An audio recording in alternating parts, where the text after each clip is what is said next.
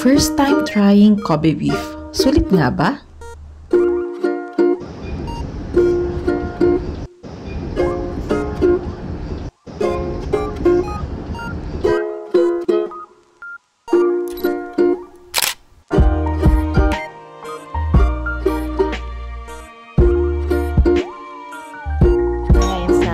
Kobe, and now we're trying the Kobe beef stew set, and ito din, beef din dito sa restaurant.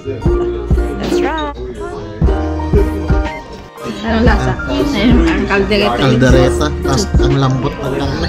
Oo, malambot yung karne talaga, as in. And siya, oh. Ayan. Ayan, ang best na duro. Ayan. Sige ka, try mo, Adi. Ay, pakita mo yan. Actually, alam yung parang nagme-melt sa mouth mo yun. Ganun yung feeling. Parang sangkong oso na pinakuluan. Lambot, subo na lambot sa ulang.